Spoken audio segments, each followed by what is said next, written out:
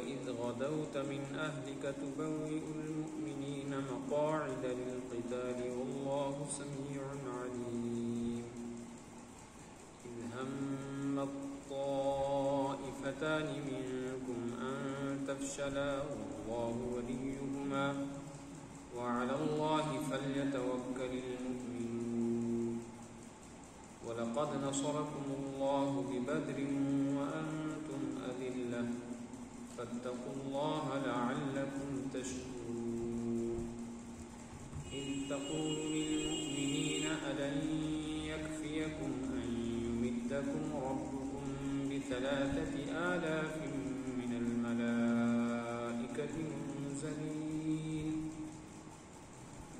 بَلَى إِن تَصْبِرُوا وَتَتَّقُوا وَيَأْتُوكُم مِّن فَوْرِهِمْ هَٰذَا يُمْدِدْكُمْ رَبُّكُم بِخَمْسَةِ آلَافٍ مِّنَ الْمَلَائِكَةِ مُسَوِّمِينَ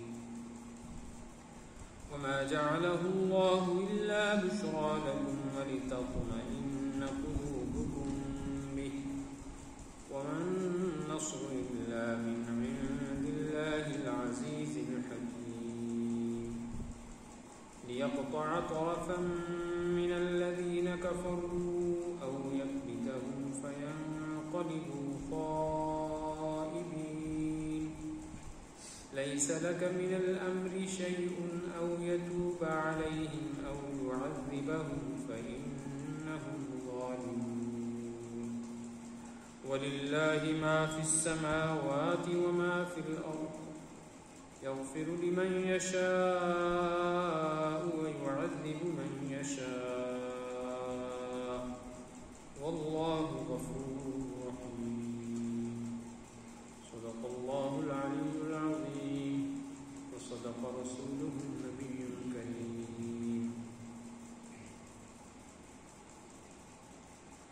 جو آیت آج ہم نے پڑھی ہے اس سے پچھلی آیت جو پچھلے سبق میں آخری آیت تھی، جہاں سے ہم نے آج پڑھا نا وَإِذْ غَدَوْتَ مِنْ أَهْلِكَ، اس کے اوپر والی سطر دیکھیں، وَإِذْ غَدَوْتَ سے پہلی سطر، وَإِن تَصْبِرُوا وَتَتَّقُوا لَا يَضُرُّكُمْ كَيْدُهُمْ شَيْئًا. دیکھ لیا ہم صفحہ نمبر 66 کی آخر سے نیچے سے تیسری سطر، وَإِن تَصْبِرُوا وَتَتَّقُوا لَا يَضُرُّكُمْ كَيْدُهُمْ شَيْئًا. یہ پچھلے سبق میں آخری آیت تھی. اس میں یہ مضمون بیان کیا گیا تھا کہ ایمان والوں کے ساتھ ایمان کی وجہ سے اللہ کی مدد آئے گی، مگر اس کے لیے دو شرطیں ہیں، ایک صبر اور ایک تقوی. دونوں چیزیں ضروری ہیں مدد کے لیے. اب آگے یہ مضمون بیان کیا جا رہا ہے کہ دیکھو جب صبر بھی تھا اور تقوی بھی تھا، حالات نہیں تھے مگر اللہ کی مدد آئی اور کامیاب ہو گئے. اس کی ایک مثال وہ ہے وَإِذْ غَدَوْتَ مِنْ أَهْلِكَ تُبَوِّئُ الْمُؤْمِنِينَ مَقَاعِدَ لِلْقِتَالِ. اِذْ غَدَوْتَ جب صبح صبح آپ نکلے اے نبی صلی اللہ علیہ وسلم، مِنْ أَهْلِكَ اپنے گھر سے، گھر والوں کے پاس سے، تُبَوِّئُ الْمُؤْمِنِينَ آپ بٹھا رہے تھے مسلمانوں کو مقاعد للقتال جنگ کے مورچوں پر. یہ غزوہ احد کا ذکر ہے. غزوہ احد اسلام کی مشہور جنگ ہے اور یہ دوسری عظیم الشان جنگ ہے. اس سے پہلے غزوہ بدر ہوا ہے. مدینہ منورہ ہجرت کرنے کے بعد سن 2 ہجری میں آپ کی ہجرت کے دوسرے سال جنگ بدر ہوئی. وہ بغیر کسی ارادے کے، بغیر کسی باضابطہ پلان کے اچانک ہو گئی. اس میں مسلمانوں کی تعداد کافروں کے مقابلے میں 1/3 کی، تیسرا حصہ، اور ساز و سامان بھی نہیں تھا، ہتھیار بھی نہیں تھے، ظاہری جنگ کے حالات اور اسباب بھی نہیں تھے، اور مدینہ منورہ سے بہت دور جا کر یہ جنگ ہوئی بدر کے میدان میں. لیکن اللہ تعالیٰ نے اس میں مسلمانوں کو فتح عطا فرمایا. اس کا ذکر آگے تفصیل سے آ رہا ہے. اس میں کافروں کو بڑی زبردست شکست ہوئی، ناکامی ہوئی، اور بڑے بڑے 70 کافر جو سردار قسم کے تھے، جن میں ابو جہل بھی مارا گیا، اور 70 بڑے بڑے کافر پکڑے گئے۔ تو کافروں نے، مکہ کے مشرکوں نے اپنے لیے اس کو بہت بڑی ذلت اور رسوائی سمجھا، اور یہ تھی بھی بہت بڑی ذلت اور رسوائی، ناکام۔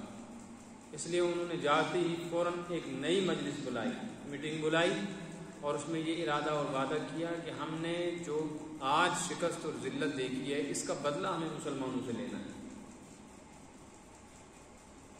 اس کے لیے ایک عظیم الشان جنگ لڑنی ہے، اور اس کی تیاری شروع کرو، اور ہر گھر سے اس کے لیے آدمی تیار ہونا چاہیے لڑنے کے لیے، اور ہر شخص اس کے لیے مالی مدد کرے، چندہ دے۔ تو اگلے سال سن 3 ہجری میں مدینہ منورہ میں دوسری جنگ ہوئی، جس کو جنگ احد کہتے ہیں۔ اس میں کافروں کی تعداد مسلمانوں کی تعداد سے 3 گنا زیادہ تھی۔ جو جنگ بدر میں حال تھا وہی جنگ احد ہے۔ جنگ بدر میں کافروں کی تعداد 1000، مسلمانوں کی تعداد 313، 1/3 ہو گئے۔ جنگ احد میں کافروں کی تعداد 3000، مسلمانوں کی تعداد 1000، اور اس 1000 میں سے بھی 300 بعد میں منافق الگ ہو گئے، تو 700 ہی رہ گئے۔ جب یہ جنگ ہوئی ہے جنگ احد، تو اس کی اطلاع مدینہ منورہ میں پہنچی۔ آپ صلی اللہ علیہ وسلم نے صحابہ کرام سے مشورہ لیا کہ کیا کرنا چاہیے، ہمیں یہیں رکنا چاہیے مدینہ میں، بستی میں، شہر میں، وہ لوگ یہاں آئیں، یہیں ان کے ساتھ جنگ ہو، یا ہمیں مدینہ منورہ کی حدود سے باہر نکل کر جانا چاہیے اور وہاں پہنچ کر ان کے ساتھ جنگ لڑنی چاہیے۔ رائے، بعض حضرات کی رائے تھی، خود آپ صلی اللہ علیہ وسلم کے ذہن میں بھی یہ بات تھی کہ یہیں رہنا شاید مناسب ہوگا، اور صحابہ کرام میں سے بعض کی رائے تھی۔ لیکن جن لوگوں نے مدینہ منورہ میں سال گزشتہ سن 2 ہجری میں بدر کی جنگ میں کامیابی حاصل کی تھی، انہوں نے اللہ کی مدد کھلے آنکھوں سے دیکھی تھی، ان کا یقین تو کامل تھا۔ وہ کہتے تھے کہ یہاں کیوں رہیں، ہمیں پہلے ہی باہر نکلنا چاہیے تاکہ ان پر ہمارا رعب جمے، ان کو لگے کہ اب تو تیار ہو کے آئے۔ اب یہ مشورہ چل رہا تھا۔ تو یہ پہلا موقع ہے جب منافقوں نے بھی اس میٹنگ میں شرکت کی۔ اللہ کے رسول سمجھتے تھے یہ منافق ہیں، لیکن پردہ ڈالا تھا، آپ کچھ کہتے نہیں۔ تو منافقوں کی طرف سے ان کا سب سے بڑا سردار عبداللہ ابن ابی مجلس میں موجود تھا۔ حضور نے اسے پوچھا تمہاری کیا رائے ہے؟ اس نے کہا میری رائے یہیں لڑا جائے، یہیں رہے۔ لیکن چونکہ اکثر صحابہ کی رائے تھی کہ مدینہ منورہ سے باہر جائیں، اس لیے آپ نے فیصلہ کر لیا باہر ہی جائیں۔ آپ اٹھے اور اندر گھر چلے گئے، من اہلی کا، اپنے گھر میں گئے۔ گھر جا کر آپ نے جنگی لباس پہنا۔ جنگ میں اس زمانے میں لوہے کی ٹوپی پہنی جاتی تھی، خود ایسے ہی اپنے جسم کے اوپر کچھ لوہے کی پلیٹیں لگائی جاتی تھی، سینے پر، پیٹ پر، تاکہ یہ نازک جگہ بچے۔ اور تلوار، تیر آپ یہ پہن کر مسجد میں آئے۔ صحابہ نے جب یہ دیکھا تو صحابہ گھبرا گئے، انہوں نے سمجھا کہ ہم نے حضور اکرم صلی اللہ علیہ وسلم کی رائے کے خلاف رائے دے دی ہے، شاید آپ کو ناگواری ہوئی، آپ تو پوری تیاری کر کے سامان پہن کے آ گئے۔ تو فوراً صحابہ کہنے لگے یا رسول اللہ صلی اللہ علیہ وسلم، ہماری تو وہ رائے تھی، آپ مناسب سمجھتے ہیں تو یہیں رہتے ہیں، یہیں لڑیں گے۔ آپ نے فرمایا تم میں اور مجھ میں فرق ہے۔ عام آدمی جنگ شروع کرنے سے پہلے اپنے ارادے بدل سکتا ہے، نبی ارادہ کر لے تو نبی اپنا ارادہ نہیں بدل سکتا۔ میں تو تیاری کر چکا ہوں، اب میرا ارادہ نہیں بدل سکتا، اب تو باہر ہی جانا پڑا۔ بس اس بنیاد پر صحابہ کرام علیہم الرضوان 1000 کی تعداد میں نکلے، اور مدینہ منورہ سے 3 میل کے فاصلے پر، 3 شرعی میل جو ہم کہیں گے 4 کلومیٹر یا 4.5 کلومیٹر کے فاصلے پہ، 5 کلومیٹر کے ایریا کے اندر ایک بہت بڑا پہاڑ ہے۔ جن لوگوں کو وہاں کی زیارت نصیب ہوئی ہے وہ جانتے ہیں، مسجد نبی میں کھڑے ہوتے ہیں تو وہ جنگ احد کا پہاڑ نظر آتا، اس کے دامن میں ایک میدان تھا، وہاں پہنچے۔ وہاں جب آپ پہنچے، راستے میں جب درمیان سفر ہوا، یعنی 2 کلومیٹر کا سفر، 1 کلومیٹر کا سفر ہو گیا نا، تو منافق ساتھ تھے، تو 300 منافقوں کو عبداللہ ابن ابی لے کر الگ ہو گیا، کہنے لگا نہیں ہم نہیں، ہماری بات ہی نہیں مانی، ہم نے تو کہا تھا یہی لڑیں گے، جب ہماری رائے نہیں مانی تو ہم لڑیں کیوں؟ اس کو تو بہانا چاہیے تھا، وہ رک گیا۔ اب کتنے رہ گئے؟ 700 صحابہ کو لے کر حضور اکرم صلی اللہ علیہ وسلم احد کے پہاڑ کی طرف چلے۔ آپ وہاں پہنچے تو آپ نے وہاں پہنچ کر تبوئ المؤمنین مقاعد للقتال، مسلمانوں کی اس 700 افراد کی جماعت کے ٹکڑے بنائے، یہ چند آدمی یہاں رہیں گے، یہ چند آدمی یہاں رہیں گے، یہ یہاں رہیں گے، ان کا ذمہ دار یہ، ان کا ذمہ دار یہ، چھوٹی چھوٹی ٹکڑیاں بنائیں۔ یہ جنگی تدبیر ہوتی ہے اور سپہ سالار یا فوج کا کمانڈر اس بات کا ذمہ دار ہے کہ وہ جنگ کے میدان میں اپنی فوج کو صحیح مورچے پر بٹھائے تاکہ بچاؤ بھی ہو سکے اور دشمن سے صحیح مقابلہ بھی ہو سکے۔ اس کا قرآن نے ذکر کیا۔ غدو تک صبح نکلے، یہ صبح کا وقت تھا، شوال کا مہینہ چل رہا تھا، عید الفطر کو گزرے ہوئے 1 ہفتہ ہوا تھا جب یہ جنگ ہوئی، اس کا ذکر کیا ہے نبی صلی اللہ علیہ وسلم۔ وہ وقت یاد کرنے کے لائق ہے، کیسے اللہ نے مدد کی۔ غدوت من اہلک، آپ اپنے گھر سے تیار ہو کے صبح نکلے، تبوئ المؤمنین مقاعد للقتال، قتال یعنی جہاد کے میدان میں مورچوں پر ایمان والوں کو آپ بٹھا رہے تھے، بتا رہے تھے کون کہاں رہے گا۔ آپ تو یہ باتیں کر رہے تھے اور یہ عمل کر رہے تھے، واللہ سمیع، اللہ سن بھی رہا تھا، علیم جانتا بھی تھا کہ آپ کیا کرتے۔ 700 آدمی 1000 سے لڑنے کے لیے نکلے، ان کا اپنا کوئی ارادہ جنگ کا نہیں تھا، وہ خود ادھر سے تیار ہو کے آئے، بظاہر حالات نہیں تھے، نازک صورتحال تھی۔ یہ جو جنگ تھی، اس جنگ کے اندر مکہ مکرمہ سے مشرکین نے عورتیں بھی ساتھ لی ہیں۔ عورتوں کو اس لیے ساتھ لیا تھا کہ عورتوں کی وجہ سے کہیں ایسا نہ ہو بیویاں یاد آئیں تو میدان سے بھاگ آئیں، بیویاں بھی ساتھ ہی رہیں گی، اور وہ میدان میں جنگ میں جا کر وہاں ان کے لیے کھانا بنائیں گی، ان کی مرہم پٹی کریں گی، ان کی خدمت کریں گی، اور اس کے ساتھ ساتھ وہ وہاں ایسے نعرے لگائیں گی۔ میں نعرہ اس لیے کہہ رہا ہوں کہ سمجھنا آسان ہے، جن نعروں کی وجہ سے مشرکین کے لیے جوش پیدا ہوگا، لڑنا زیادہ آسان ہوگا۔ تو اس ماحول میں صحابہ کرام علیہم رضوان میں سے چند صحابی جو تھے، وہ ان کے دل میں ایک بات آئی، چونکہ 700 میں 1000 میں سے 300 نکل گئے تو یہ بہت بڑا جھٹکا تھا، 300 آدمی فوج کے ایک دم الگ ہو جائے، تو بعض صحابہ گھبرا گئے، پتہ نہیں کیا ہوگا۔ قرآن نے بیان کیا، اذ ہمت طائفتان منکم، 2 جماعتیں آپ میں سے اے ایمان والو ایسی ہیں جن نے ارادہ کیا تھا ان تفشلا، تفشلا کا مطلب ہے بچل جانا، ڈر جانا، بے ہمت ہو جانا۔ صحابہ میں سے 2 جماعتیں ایسی تھی، 2 ٹکڑیاں ایسی تھی، یہ جو 700 آدمی تھے ان میں سے 2 قبیلے ایسے تھے جن کے اندر یہ وہم پیدا ہو گیا کہ پتہ نہیں ہم لڑ سکیں گے یا نہیں۔ ایمان میں فرق نہیں تھا، صرف یہ سمجھ لیتے کہ پتہ نہیں ہم نے صحیح کیا، ہمیں نکلنا چاہیے تھا یا وہیں رہنا چاہیے۔ جو 300 ایک دم الگ ہو گئے، اللہ پاک فرماتے ہیں واللہ ولیہما، حالانکہ ڈرنے کی کوئی بات نہیں تھی، اس لیے کہ افراد سے کوئی نہیں جیتتا، قوت و طاقت سے کوئی نہیں جیتتا، جیتتے ہیں اللہ کی مدد سے۔ واللہ ولیہما، حالانکہ اللہ ان کا مددگار تھا، اس طرف ان کا ذہن نہیں گیا، تھوڑی دیر کے لیے یہ بات نہیں ذہن میں آئی۔ حالانکہ ہونا کیا چاہیے، وعلی اللہ فلیتوکل المؤمنون، ہونا یہ چاہیے کہ ایمان والوں کا بھروسہ صرف اللہ پر ہی رہے، نہ وہ طاقت کو دیکھیں، نہ وہ قوت کو دیکھیں، نہ اسلحے پر نظر ہو، نہ فوج پر، نہ افراد پر، نہ جس جگہ جنگ لڑی جا رہی ہے اس جگہ کے حالات اور ماحول پر نظر نہیں ہونی چاہیے، نظر ہو کس پر؟ اللہ پر۔ ہمارا کام ہے نکلنا، جمنا، اللہ سے ڈرنا، اللہ کا کام ہے اس صبر پر اور اس تقوی پر اپنی مدد دینا۔ تو پھر کیا ہوا؟ پھر مدد آئی جنگ احد میں بھی، اور اللہ پاک فرماتے ہیں تم کو تو پہلے مشاہدہ ہو گیا ہے، وَلَقَدْ نَصَرَكُمُ اللَّهُ بِبَدْرٍ، اور تمہاری تو اللہ نے بدر میں اس سے پہلے بڑی مدد کی، وہ تو کھلے آنکھوں تم دیکھ چکے ہو کہ اس وقت تو تمہارے پاس بالکل بھی کچھ نہیں تھا۔ جنگ احد میں تو بہرحال 700 سامان تھا، 700 آدمی تھے، وہ تیار تھے، لیکن جنگ بدر میں جو 313 گئے ان کے پاس تو کچھ بھی نہیں تھا، 2 گھوڑے تھے، 8 تلواریں تھیں اور 1000 آدمی سے لڑنے کے لیے نکلے تھے۔ 70 اونٹ تھے، باری باری سوار ہوتے تھے. مدینہ منورہ سے وہاں جاتے ہوئے گاڑی میں بھی 4 گھنٹے لگتے ہیں. تیز رفتار گاڑیاں آج کل وہاں جب چلتی ہیں، وہاں کے سڑکیں بھی بڑی عالیشان. تو وہ سفر تو دنوں میں ہوا ہوگا، گرمی کا زمانہ، اور وہاں تو فروری میں ہی گرمی شروع ہو جاتی ہے. جنگ بدر مارچ کے مہینے میں ہوئی ہے، تو مارچ میں اچھی خاصی گرمی ہوتی ہے وہاں.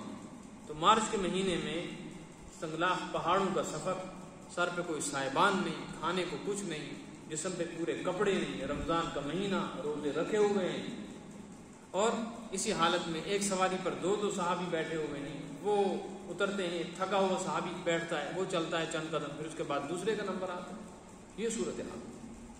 لیکن اس وقت جو ایمانی قوت اور طاقت اور صبر کا جو منظر مسلمانوں نے پیش کیا، وَأَنْتُمْ أَذِلَّةٌ، حالانکہ اس وقت کافروں کے مقابلے میں کمزور تھے، افراد کے اعتبار سے بھی، صاف و سامان کے اعتبار سے. وَلَقَدْ نَصَرَكُمُ اللَّهُ، لیکن اللہ نے تمہاری مدد کر دی، اور کافر ہار گئے، مسلمان جیت گئے. ان کو شکست ہوئی، مسلمانوں کو فتح ہوئی. لہذا تم کو اے ایمان والو فاتقوا اللہ لعلکم تشکرون، اللہ ہی سے ڈرنا چاہیے تاکہ تم اللہ کے ہاں شکر گزار بندے بن سکو. شکر گزاری کی 2 صورتیں ہیں. ایک شکر گزاری کا مطلب ہے زبان سے شکر کرنا، الحمدللہ. ایک شکر گزاری کا مطلب ہے اطاعت اور فرما برداری کرنا. ایک بیٹا ہے، وہ اپنے باپ کی صرف تعریفیں کرتا ہے کہ میرا باپ ایسا ہے ویسا ہے، مجھے یہ دیتا ہے وہ دیتا ہے، اس کو بھی شکر گزاری ہے. دوسرا بیٹا ہے، وہ کسی کے سامنے اپنے باپ کی تعریفیں تو نہیں کرتا، لیکن باپ کے اشاروں پر اٹھتا بیٹھتا ہے، جو باپ کہتا ہے، جس چیز کی باپ کو چاہتا ہے ویسا ہی کرتا ہے. تو یہ بڑا شکر گزار ہے. تو شکر گزاری کا بڑا درجہ یہ ہے کہ اللہ کا جو حکم ہے اس کو پورا کرو. تو اللہ کے حکم کو پورا کرنے کے لیے، یعنی اس درجے کا شکر گزار بننے کے لیے کیا کرنا چاہیے؟ فاتقوا اللہ، اللہ سے ڈرنا چاہیے. جب تک تقوی یعنی اللہ کا ڈر پیدا نہیں ہوگا، اس وقت تک عمل کی توفیق نہیں ہوگی. اب یہاں آگے بدر کے میدان میں جو مدد آئی تھی، اس مدد کی تفصیل بیان کی جائے. اس کو آپ پہلے سن لیں. زبان جنگیں ہو تو جنگ بدر کا جو ماحول ہے، جو حالات ہیں، جس صورتحال میں یہ جنگیں ہوئی ہیں، اور جو افرادی قوت اور ساز و سامان مسلمانوں کے پاس تھا، یا مقابلے میں جو قوت و طاقت تھی، وہ تقریباً ہم لوگ سنتے رہتے ہیں. وہ سب چیزیں ذہن میں رکھیں، تفصیل تو نہیں بیان کر سکتے، بس اشارے کروں. جب صحابہ کرام علیہم رضوان بدر کے میدان میں پہنچ گئے، تو اس وقت صحابہ کو پتہ چلا کہ ہمارے مقابلے میں ہم جن لوگوں کا راستہ روکنے آئے تھے، ابو سفیان کا، وہ تو نکل گئے. اصل میں صحابہ کرام علیہم رضوان بدر کے میدان میں جنگ لڑنے نہیں آئے تھے، وہاں آئے تھے اس لیے کہ اس راستے سے ایک قافلہ گزر رہا تھا مشرکین مکہ کا. وہ کچھ افراد تھے، اور اس قافلے کا امیر اور ذمہ دار تھا ابو سفیان، حضرت امیر معاویہ کے والد، اور حضور اکرم صلی اللہ علیہ وسلم کے خسر، جس کو سسر کہتے ہیں، اردو میں لفظ خسر. یہ اس وقت اسلام کے بڑے دشمن تھے اور مکہ کے سرداروں میں تھے. تو یہ بہت بڑا تجارت کا مال، ساز و سامان لے کر اس راستے سے مکہ جا رہے تھے. جب صحابہ کو یہ اطلاع ہوئی، حضور اکرم صلی اللہ علیہ وسلم کو خبر ہوئی، تو اس بات کی تشویش بھی پیدا ہو گئی کہ اگر یہ سارا ساز و سامان مکہ پہنچ گیا تو مکہ والے اس کو بنیاد بنا کر تیاری کریں گے، اور شاید پھر مسلمانوں کو اس سے نقصان پہنچائیں. لہٰذا راستے میں یہ روک لیا جائے تاکہ یہ سامان مکہ، بس اتنا مقصد تھا. اسی لیے ہنگامی صورتحال میں بغیر کسی عام اعلان کے نکل گئے. بہت سارے صحابہ رہ گئے مدینہ منورہ میں جو جنگ بدر میں شریک نہیں ہو سکے. کچھ کو حضور نے چھوڑ دیا، وہیں نگران بنایا، چونکہ مقصد جنگ نہیں تھا نا، مقصد تو صرف ایک قبیل قافلے کو روکنا تھا. تو جو نکلے تھے وہ 313. لیکن جب تک یہ وہاں پہنچتے، اس وقت تک ابو سفیان کو خبر مل گئی اس کے جاسوسوں سے کہ تمہارا راستہ روکنے کے لیے حضرت محمد صلی اللہ علیہ وسلم کچھ لوگوں کو لے کے آ رہے ہیں. تو اس کو جس راستے سے گزرنا تھا اس نے وہ راستہ چھوڑ دیا، وہ دوسرے دور کے راستے سے ہو کے نکل گئے. اور نکل کے اس نے مدینہ مکہ مکرمہ پہنچتے ہی فوراً، بلکہ راستے سے خبر بھیج دی پہلے ہی کہ ہم پر حملہ ہونے کا خطرہ ہے، لہذا ہماری مدد کرو، اگر حملہ ہو گیا تو ہمارا سارا سامان چلا جائے. مکہ مکرمہ میں جب یہ بات پھیلی تو مکہ مکرمہ سے 1000 آدمی سامان لے کر ان کی مدد کے لیے آئے تھے، مسلمانوں سے لڑنے نہیں آئے تھے. سمجھ میں آئی گا؟ کس کی مدد کے لیے؟ ابو سفیان. لیکن ابو سفیان نکل گیا تھا، اور ان کو جو پتہ بتایا تھا نا ابو سفیان کے جاسوس نے کہاں پر، تو یہ پہنچ گئے بدر میں. یہاں سے صحابہ بھی پہنچ گئے بدر میں.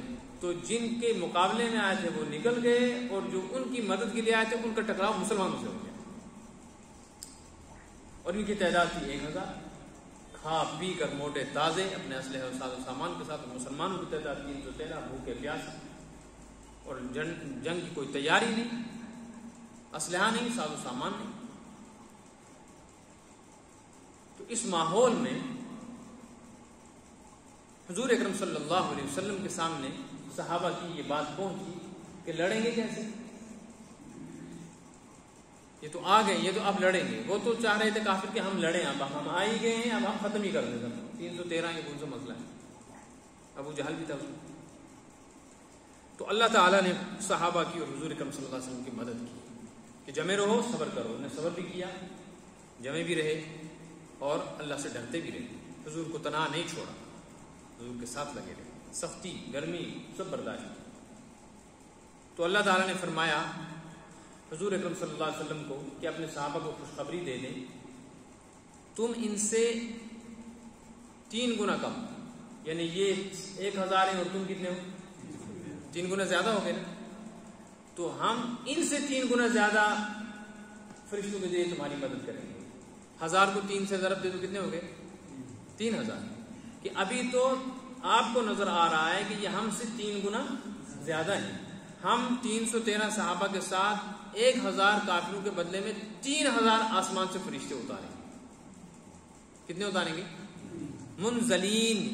یہ زمینی فرشتے نہیں ہوں گے, یہ خاص طور پہ آسمان سے اتارے جائیں گے, ورنہ زمین پہ بہت فرشتے ہیں.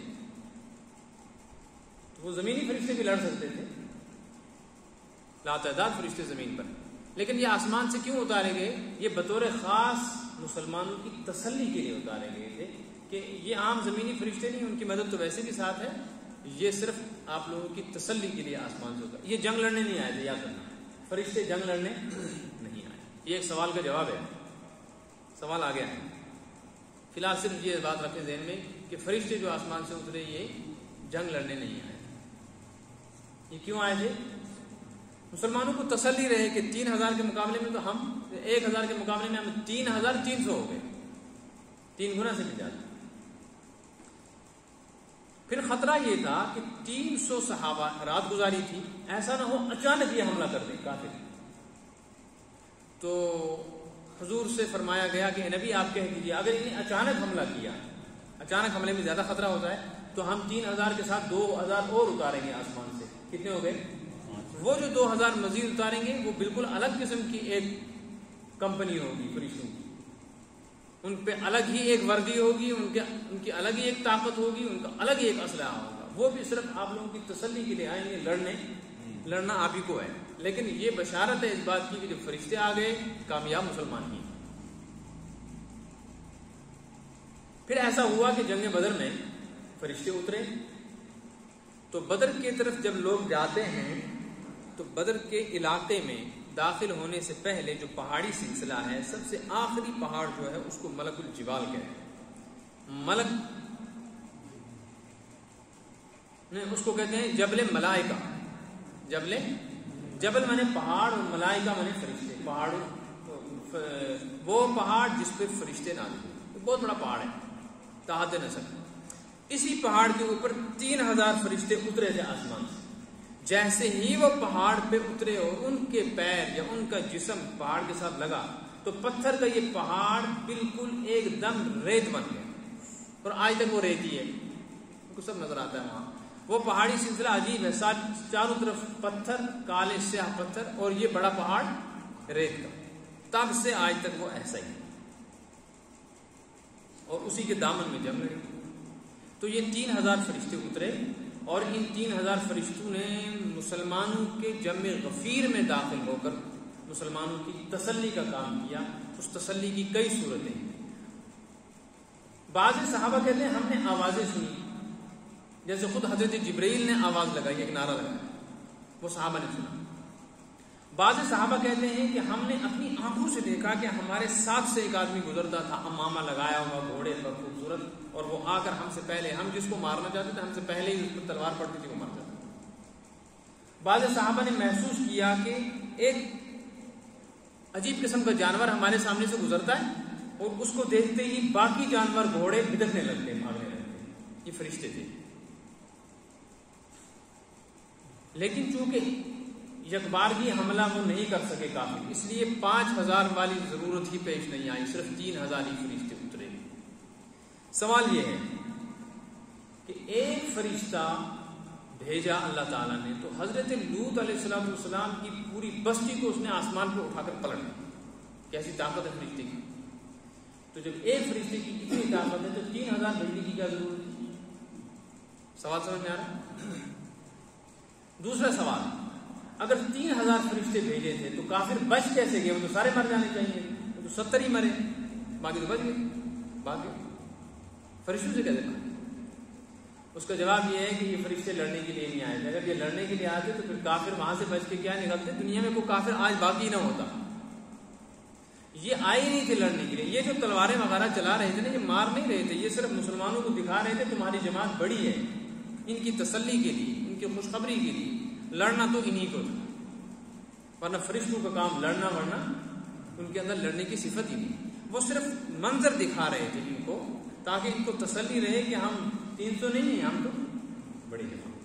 اسی کو قرآن نے بیان کیا۔ اذ تقول للمؤمنین، اے نبی وہ وقت یاد کرنے کے لائق ہے جب بدر کے دن آپ کہہ رہے تھے ایمان والوں کو، الن یکفیکم، کیا یہ بات کافی نہیں ہے تمہارے لیے؟ حضور نے فرمایا تھا، ان یمدکم ربکم بثلاثۃ آلاف من الملائکۃ منزلین، کہ اللہ تمہاری مدد کرے 3000 فرشتوں کے ذریعے جو آسمان سے اترے۔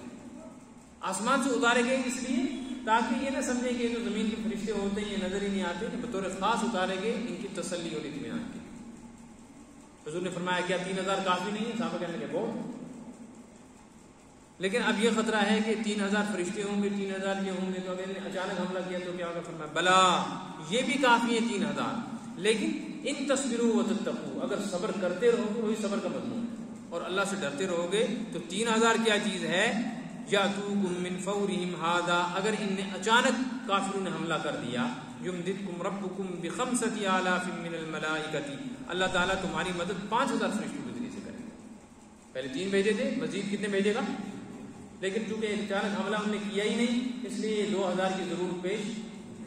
اگر یہ 2000 آ جاتے تو کیسے ہوتے؟ فرمایا مصومین، یہ تو بالکل الگ ہی شان کے ہوتے، ان کی تو وردی بھی الگ ہوتی اور ان کا لباس اور ان کے ہتھیار بھی الگ ہوتے۔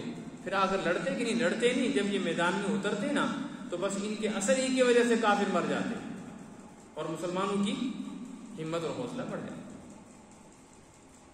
اب سوال یہ ہے کہ پھر جب یہ آئے تھے تو پھر کافر سب مرے کیوں نہیں؟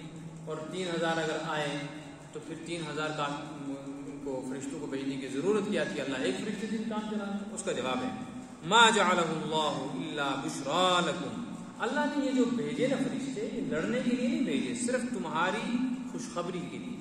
تم کو پہلے ہی خبر لگ گئی فرشتے آنے والے ہیں، دل مطمئن ہو گیا، خوش ہو گئے کہ فرشتے آئیں گے، مدد کس کی ہوگی؟ ہماری، کامیاب کون ہوگا؟ تو جنگ سے پہلے ہی کامیابی کی خوشخبری تھی یہ خبر۔ وَلِتَطْمَئِنَّ بِهِ وَلِتَطْمَئِنَّ قُلُوبُكُمْ بِهِ، اور یہ اس لیے تاکہ تمہارا اس خبر کے ذریعے سے اطمینان قلب تم کو حاصل ہو جائے، فرشتوں کے ذریعے سے سکون حاصل ہو، خوف اور دہشت ختم ہو جائے۔ رہ گئی مدد، یہ فرشتوں سے نہیں ہوتی، یہ ساز و سامان سے نہیں ہوتی۔ کامیابی یہ اسلحے اور قوت و طاقت سے نہیں ہوتی، اس کے لیے جنگی تدبیریں چلنے کی ضرورت نہیں، یہ تو ہوتی ہے من نصر الا من عند اللہ العزیز الحکیم، مدد تو صرف اللہ کی طرف سے ہوتی ہے جو بڑی عزت والا، طاقت والا اور بڑی حکمت والا ہے۔ قوت تو اسی کو ہے، اس لیے جب چاہتا ہے بغیر اسباب کی قوت طاقت دے دیتا ہے، کامیاب کر دیتا ہے، اور جب دیکھتا ہے کہ صبر بھی نہیں کر رہی ہے قوم، ڈرتی بھی نہیں ہے اللہ سے، تو پھر سب کچھ دینے کے بعد ناکام کر دے گا، اسلحہ بھی دے گا، قوت و طاقت بھی، لڑاکو بھی، اور ناکام بھی کرے گا جب صبر ہی نہیں۔ تو بنیاد ہے اللہ کی مدد کے لیے صبر اور تقویٰ۔ صبر کا مطلب ہے جمے رہنا حالات میں، ڈرنا نہیں، کام چھوڑنا نہیں۔ کام چھوڑ دو گے تو سال ہر سال کی محنت ایک دم رک جائے گی، گھبرا جائیں گے، اب کیا ہوگا، اب کیا کریں گے، یہ نہیں کرنا، لگاتار لگے رہنا۔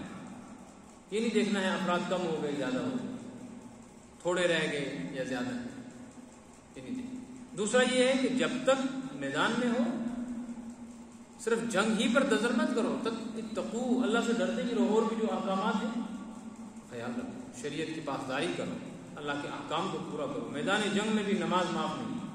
نماز تو دور کی بات ہے، میدان جنگ میں بھی جماعت معاف نہیں ہے. 5ویں پارے میں آگے آ رہا ہے، میدان جنگ میں بھی جماعت کے ساتھ نماز پڑھنی ہو جائے گی. اب جب یہ صورتحال ہمارے ہاں بھی اس وقت پوری دنیا میں نظر آ رہی ہے. لیکن اس مادی دور میں بھی جب دنیا ترقی میں کہیں سے کہیں پہنچ گئی ہے، چند ایسے لوگ جن کو کپڑے پہننے نہیں آتے ہمارے سامنے، کھانا نہیں آ رہا ہے، ساری دنیا ان سے ڈر رہی ہے، ان کے پاس اسلحہ بھی نہیں ہے پورا، اور ان کے پاس جنگی چالیں اور تدبیریں بھی نہیں، کوئی فوج نہیں، لیکن اللہ کا خوف ہے، ڈر ہے. تو انہوں نے 20 سال 25 سال میں ساری دنیا کو چنے چبا دیے، ہار نہیں مانی، جمے ہو گئے. اتنے غیر مہذب ہیں وہ دنیا کی اس موجودہ تہذیب کے اعتبار سے کہ ان کو ہم لوگ ان کے ساتھ بیٹھ کے کھانا نہیں کھا سکتے. ان کی وجہ خزاں ان کا لباس ہم پہن کر کسی مجلس میں نہیں جا سکتے،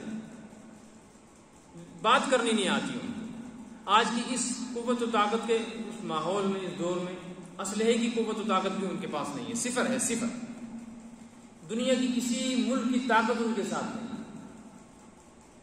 اور اس وقت کی جو ٹیکنالوجی ہے، اکثر و بیشتر وہ لوگ اس سے بالکل ناآشنا ہیں، سمجھتے نہیں ہے کیا ہے. لیکن اللہ نے ان کو ایک قوت دے رکھی ہے، ان کو ایک روب دے رکھا ہے، اس سے ساری دنیا پریشان ہے. یہ سبق ہے ہمارے لیے، سبق ہے ہمارے لیے. جب یہ چیز ہوگی تو مدد آئے گی، یہ نہیں ہوگی نا تو 30 سال 33 سال کی محنتوں پہ پانی پھر جائے گا. ایسے لیقطع طرفا، اللہ تعالیٰ نے جنگ بدر میں یہ ماحول اس لیے پیدا کیا، کافروں کو اس لیے ذلیل کیا، مسلمانوں کو اس لیے مدد دی اور فرشتوں کو اس لیے اتارا.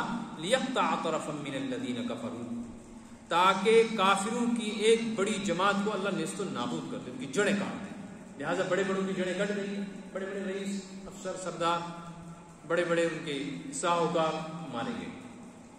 او یکبتہم، یا ان کو ایسا ذلیل کرے، جو بعض تو مارے جائیں گے اور جو بچ گئے ان کو ایسا ذلیل کرے، فینقلبوا خائبین، وہ شرمندہ ہو کر واپس جائیں. آئے تو بڑے لڑنے کے لیے، لیکن شرمندہ ہو کر بعد میں مکہ پہنچے. مکہ والوں نے کہا افسوس ہے تمہارے اوپر، تم تو ابو سفیان کے لشکر کو بچانے کے لیے گئے تھے، تم بچاتے کیا؟ تم تو بڑے بڑے سرداروں کو مروا کے آئے ہو، کس منہ سے واپس آئے؟ ایک طرف من الذین کفروا، کافروں کی ایک بڑی جماعت، لیقطع، ان کی جڑ کٹ گئی، وہ مر گئے، اور جو بچ گئے وہ ذلیل ہو کر میدان بدر سے کہاں پہنچے؟ مکہ.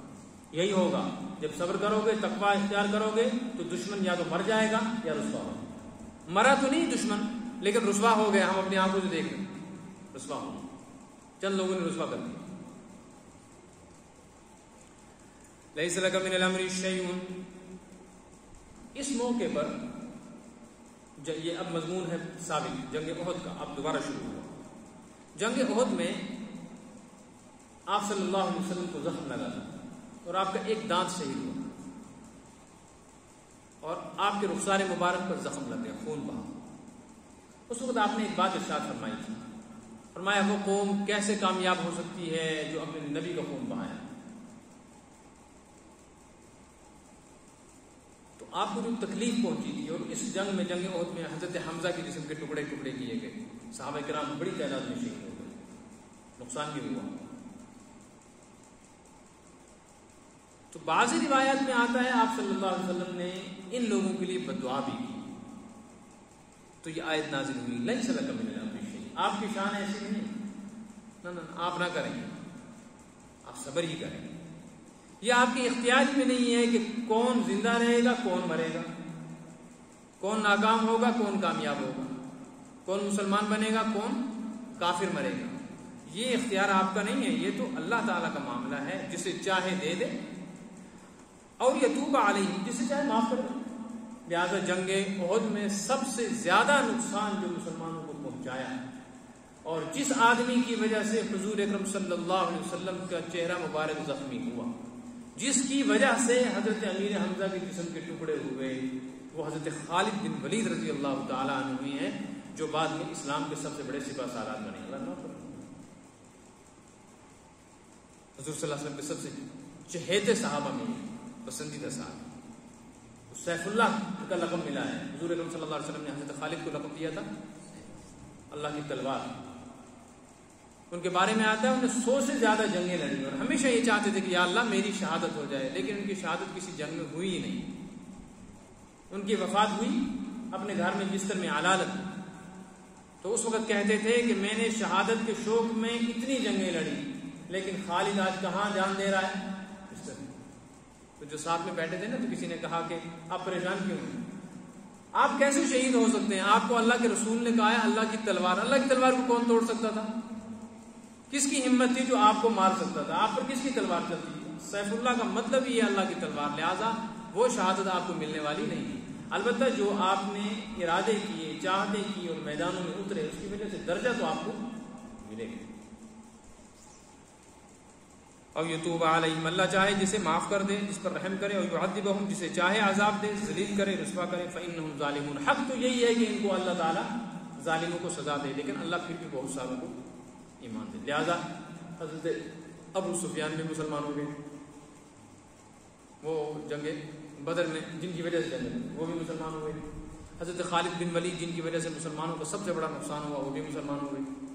ہندا ابو سفیان کی بیوی, جس نے حضرت امیر حمزہ رضی اللہ تعالیٰ عنہ کے جسم کے ٹکڑے ٹکڑے کیے, کلیجہ نکالا, کان کاٹا, ناک کاٹا, زبان نکالی, جگر کاٹا, پھر ان سب کو ایک دھاگے میں پرو کر گلے میں ڈالا,